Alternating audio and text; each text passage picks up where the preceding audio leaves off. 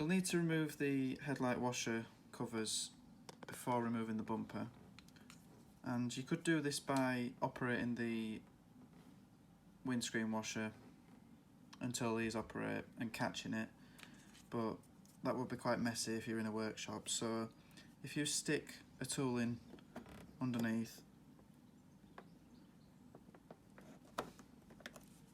try to catch the thicker plastic behind this cover,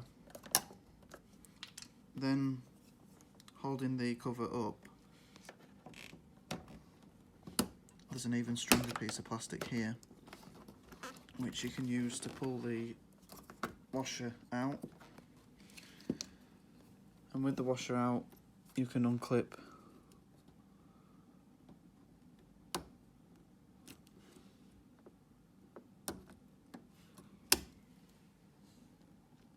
and remove the cover.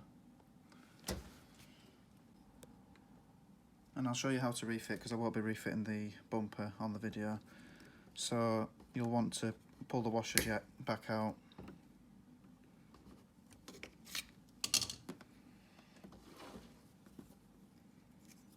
and you can refit the cover.